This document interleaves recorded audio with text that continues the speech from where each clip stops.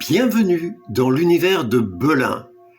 Je te souhaite une bonne écoute de cet extrait de Nick et Nunc, 13 nouvelles érotiques gays, lues par Hugo Jacquemin. Et maintenant, écoute bien. Toubib Exhib. Le viaduc de l'Ascension avait plutôt mal commencé. Je m'étais réveillé le matin avec un torticolis sévère, cette sensation d'avoir la nuque paralysée dans une minerve de douleur. Le moindre mouvement, même contrôlé, me faisait grimacer ou proférer quelque obscénité, mais rien n'y faisait. J'étais coincé et condamné à l'inaction durant 4 jours. Malédiction. Je commençai bien naïvement par une automédication que je jugeais judicieuse. 2 comprimés d'UPSA 500 mg, nouvelle rasade 2 heures plus tard. Massage de la zone endolorie avec une crème à base d'arnica, bouillotte sous le cou, injonction mentale dans le genre « Sois sage, ô ma douleur, et tiens-toi plus tranquille ». Rien n'y fit. L'impression de bricoler un emplâtre sur une nuque de bois et d'expérimenter la méthode Coué. Vers midi, n'y tenant plus, je me résignai à téléphoner à mon médecin, n'imaginant pas un seul instant que les toubibs ne pratiquent plus le sacerdoce d'Hippocrate et s'abonnent à la grève des soins pour quelques petits euros en plus. Mais grève providentielle, on va le voir. Dans le combiné, la voix m'avait surpris puis séduit. Un timbre mélodieux, un peu traînant, une amabilité insinuante. Ce n'était pas mon praticien habituel, toujours économe de mots et d'émotions. La voix chaude m'annonça que les généralistes étaient en grève, qu'un remplaçant avait été commis d'office et que je pourrais venir en début d'après-midi. Pas besoin de rendez-vous, le cabinet était très calme. C'est tout juste si mon inconnu volubile n'avouait pas qu'il s'ennuyait à mourir et qu'il avait hâte de bavarder avec moi. Je sentais sous tous ces mots superflus une amabilité à la fois déplacée et suggestive qui n'avait fait que redoubler lorsque, à sa demande, je lui avais confié que je m'appelais Michel et que j'étais écrivain. Comment, quelle coïncidence, lui s'appelait Michael et taquinait aussi la muse à ses heures perdues. Il avait alors glosé sur je ne sais quel héros de la littérature. Ce pépiment délicieux était tout à fait incongru dans un cabinet médical et en tout cas inefficace pour juguler ma tension musculaire. Voyons, monsieur le Toubib, au beau babil, il me faut d'urgence un traitement de choc. J'accours. Aimanté par la curiosité, le cœur palpitant, la braguette prématurément bosselée et la nuque roide, je file à mon rendez-vous. Il fait chaud, l'été tant attendu semble avoir soudain fondu sur la capitale désertée en ce début mai. Je prends bien garde de ne tourner la tête ni à gauche ni à droite. En fait, j'avance comme un automate. Je suis perdu dans mes pensées. Quel est ce drôle de remplaçant ? Pourquoi tant d'amabilité ? Tout ce déluge de mots ? Si je souffre de paralysie cervicale, il doit, lui, être atteint de diarrhée verbale, non ? Et qu'en est-il de son physique ? J'imagine l'homme plutôt petit, jovial, méditerranéen, ne tenant pas en place, virevoltant autour de son patient préféré en agitant son stéthoscope comme un pendule d'hypnotiseur. Je ressens déjà son accueil cordial, sa bonne bouille à la peau brunie par le soleil du midi. La main qu'il me tend est chaude et velue.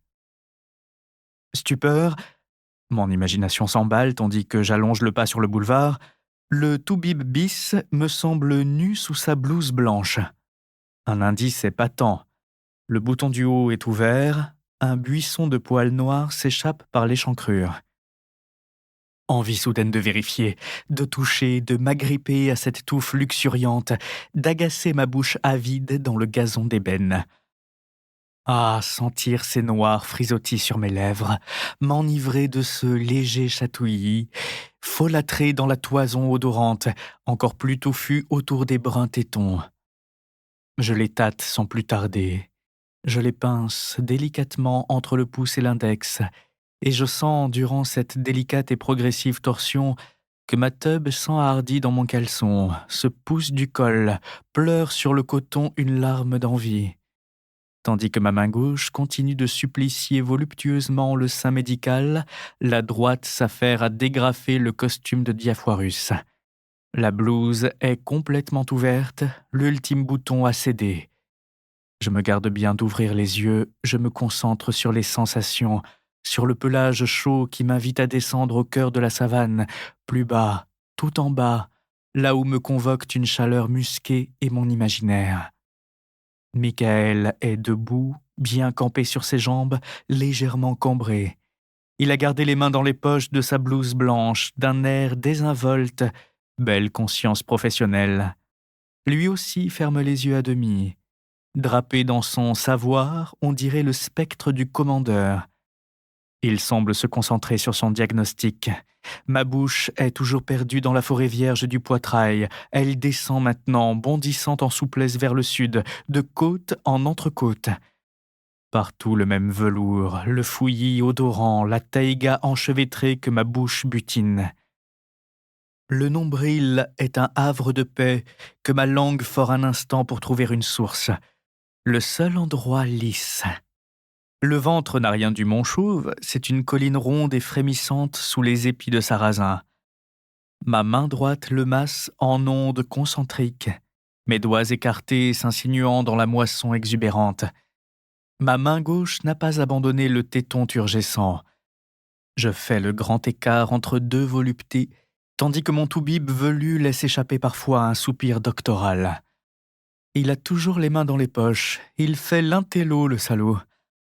Mes lèvres se noient enfin dans la toison pubienne. Ça pique, ça égratigne. Perdu au beau milieu des broussailles, le pis reste imperturbable. Au juger, il me semble démesuré. Encore ramollo, très docile, comme le battant d'une horloge qui cogne parfois contre ma joue pâle. J'aime le sentir rouler contre ma peau, souple, comestible, énorme nouille trop cuite qui laisse filer à son extrémité une bave de cagouille. Mes doigts soupesent à présent l'énorme aumônière, un sac de poils chauds et mouvants.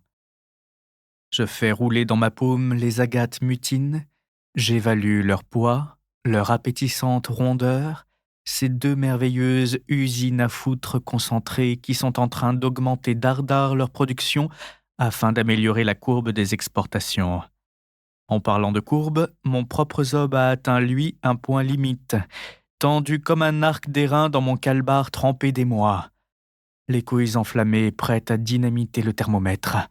Il faut que je rectifie la posture de ma gaule rebelle, que j'améliore le parallélisme de la telle, que j'ouvre enfin les yeux sur ma compulsion délirante et sur le réel. « Petit mufle, vous pourriez au moins vous excuser !» Je viens de heurter une bourgeoise du quartier. La mormone... Tu as atteint la fin d'un extrait de Nick et Nunc. Pour écouter l'intégralité du titre, tu peux l'acheter sur la plateforme de ton choix. Un autre extrait sera mis en ligne la semaine prochaine, le mercredi, jour des sorties cinéma. Donc, à bientôt, si tu peux attendre, et au plaisir de te faire plaisir.